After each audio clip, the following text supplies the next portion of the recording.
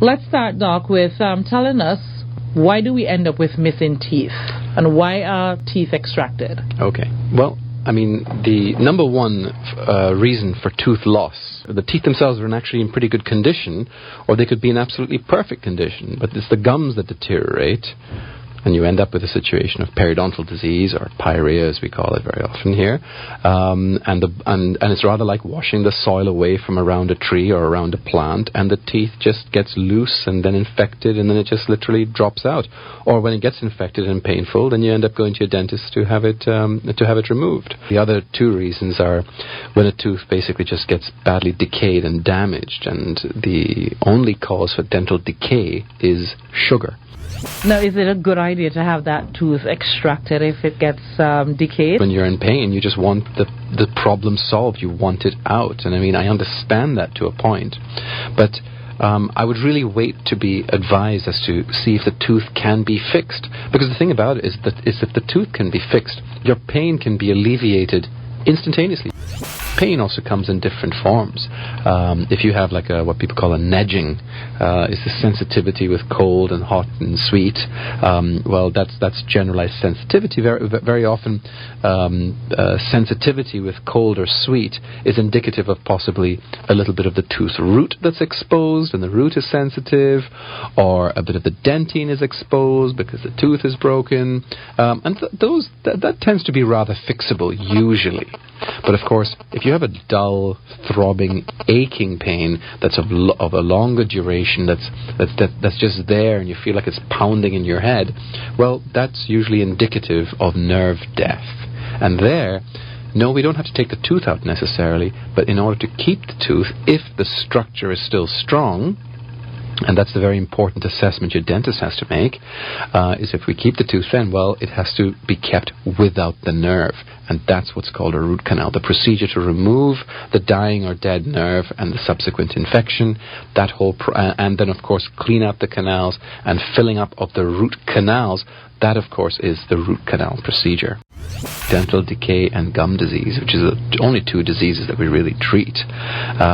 These they're largely self-inflicted, and I say self-inflicted in that it's basically down to decisions you make, down to dietary decisions you make, and lack of good oral hygiene and care. And if you're not visiting your dentist on a regular basis, and a dental visit is not expensive, basic cleanings are not expensive, simple checkups are not expensive, but as soon as you begin to have breakages, if you begin to have infections, if the whole structure breaks down, now we're talking more complicated procedure, and of course the costs of these can get very high. If a tooth is damaged, and if for whatever reason you've left it for a long period of time, a root canal procedure, it's not necessarily prohibitive. It can be several $100s or more sometimes to fix a tooth that is badly damaged. But the point is, the alternative is even more expensive. So you have a broken tooth, but it's not a problem. You're not feeling any pain or anything like that. You're saying that we should not be leaving it. The quicker we catch it or do something about it, the better it is. What is the effect if we leave it for that longer time? Well, look at it this way. The tooth structure, basically, you've got the hard outer shell of enamel. And then when you get through that hard outer shell of enamel, and the next layer underneath is a softer dentine. And then the next layer underneath that, of course, is the very sensitive vascular dental pulp that contains blood vessels and nerves. Now, the hard outer shell, consider that as a helmet. When that barrier of the shell is breached, now the softer dentine inside, which is porous and it is less mineralized, and that is exposed, that's very sensitive.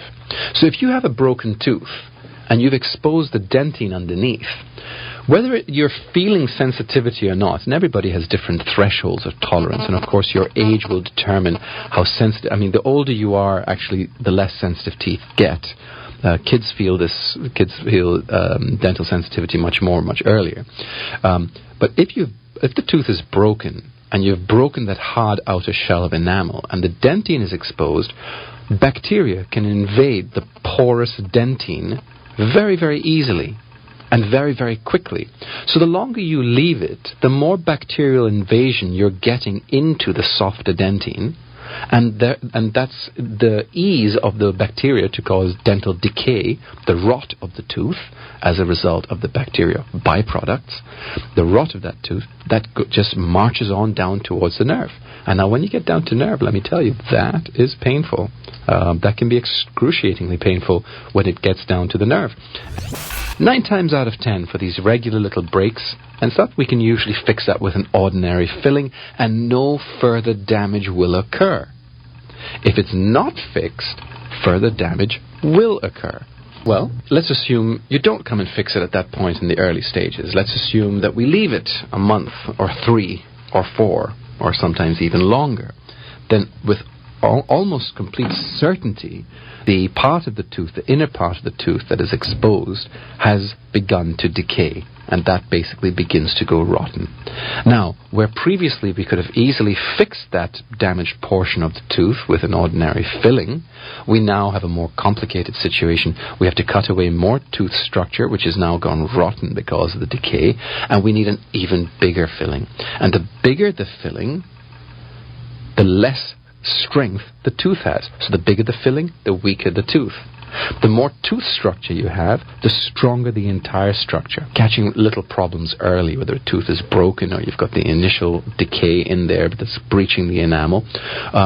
Catching everything early is what's critical in dentistry. The sooner, the easier, the better, the healthier, and the less expensive it is. But a filling is a repair, and I mean, anything that's a repair has a finite lifespan. I mean, nothing is forever, and that, of course, will depend very much on materials that are used, and, I mean, sometimes filling can last for years and years and years, and then, of course, when the fillings go bad and the fillings have to be replaced, you end up putting a much bigger and a much deeper filling than you had done 20 years ago, and, of course, so now we have a bigger problem that will not last as long as the first filling did in the first place. So, I mean, so ultimately what will happen if the tooth really begins to deteriorate and it completely breaks down, and most importantly, if the decay or the damage of the tooth goes down to the root of the tooth, now we have a problem. If the root or the foundation of the tooth is damaged, rather like a house, if your foundation is shot, it's game over. The tooth needs to come out. But ultimately, in a situation where you get damage of the tooth root and the foundation is gone, the tooth is lost. So ultimately, when this goes so far down the line and we end up losing the tooth, now we have to look at different ways of what we're going to do in terms of replacing those missing teeth. And there are many ways to do exactly that. And the most simple, by far and away the most simple situation, is that when a tooth is ultimately lost, we can very often immediately, very often the same day, if you know, okay, well, this tooth, and it's a front tooth, and it's going to spoil your smile, we can remove the tooth, and instantly we can replace a removable denture. Not the most desirable thing in the world, but many people have it. It is simple, it is straightforward, it's relatively inexpensive, and you're up and smiling again right away. But that's a denture. That denture is like a shoe. You have to take it off every day. You have to take it out, you have to clean it, and then you have to put it back in. And nobody wants to go around with a missing tooth in front. So for that reason, we want to look at some more alternatives in terms of missing teeth. But let's talk about a side tooth, or indeed one of your back teeth that are lost. Well, first of all, it takes 2 hands to clap. It takes 2 teeth to bite. You can't bite with just 1 tooth. So the loss of 1 tooth basically means the incapacitation of the opposing tooth. That means you lose 1 tooth, effectively 2 teeth are effectively useless. The one that's lost and the one that it used to bite against. So that whole side is dealt with. You lose 2 teeth, you've effectively lost the function of 4. Now, losing the function of 4 teeth can pretty much result in the total inability of function on one side. Function becomes limited. Now, most of us chew primarily on one side, and that's good and well, and we all do in fact chew primarily on one side or the other, and sometimes that can change around. But if we are only able to chew on one side, we have a tendency to lose the ability of balance of function and that can long-term cause jaw joint issues. So that's one problem. Number one is the overworking of the other side. The other very important problem is that when you have a tooth missing, the teeth in front, or the tooth in front and the tooth behind, they tend to fall in towards the space. The teeth effectively collapse into the hole. And then the tooth that used to be bitten against the opposing tooth, that over-erupts into the space. So in other words, when you create a hole in the mouth by a missing tooth, everything gravitates to that hole. And so teeth, rather than being nicely up and down straight, they tilt. And that will exacerbate the difficulty in terms of cleaning, and that can be an awful lot of issues right there. And so now, if that's left for a very long time, now 4 years later, let's go ahead and give it your best shot, let's do what we have to do to replace this tooth. Well, guess what? It's not so easy anymore, because the opposing tooth now has grown right down, and so the upper teeth have grown long, they've over-erupted down into that space. And now, in order to replace them, we have to make space by trimming the upper teeth back up. So those teeth might end up with caps or even root canals in some extreme situations. Or in even the most extreme situation, you actually have to remove the opposing tooth. What are the options available for us for the missing teeth? Well, the simplest one is an immediate denture. It's a basic plastic tooth attached to a plastic frame. I don't like them very much because the denture, it relies on the pressure up against the other teeth and the close proximity of plastic pushed up against other teeth to secure the missing teeth. So it's rather like a boat with anchors. So when you have a couple of teeth missing, you have this plastic that goes all the way around, and when you take them out, it looks like little scallops all the way around. So it's jammed up against the neighboring teeth. That causes harm to the gums of the neighboring teeth.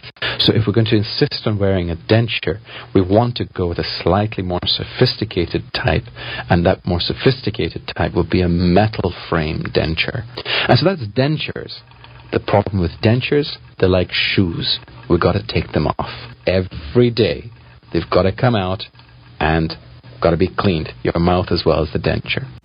The best way to fix teeth where teeth are previously missing is to attach little ceramic glass teeth, they look good, and attach them to the neighboring teeth.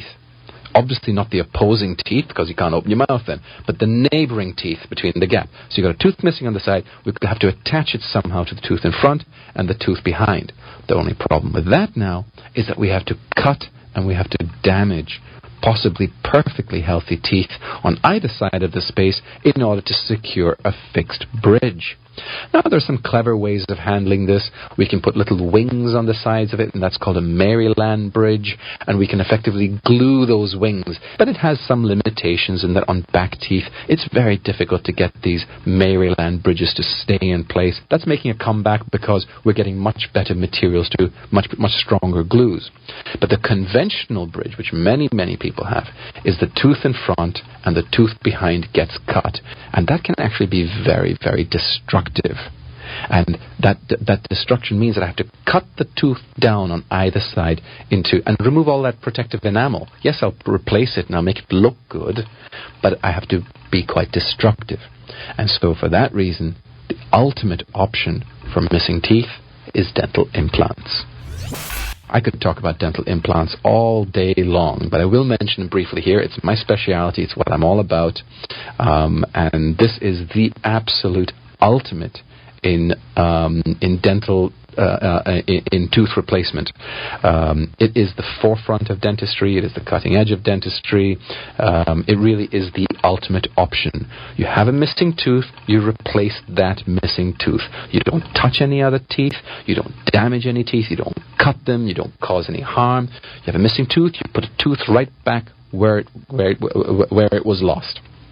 It's a speciality. So what material are they using for the implant? An implant is an artificial tooth root. The magical thing about a dental implant is that it is made out of a material called titanium. It bonds to bone, so it effectively biologically glues itself into bone. When that's happened, of course, that metallic post, it has a machine-fitted precision attachment on top, and onto that we insert a post into the implant, and onto that post we put a crown. So there's 3 components to an implant: the root, the post, and then the crown.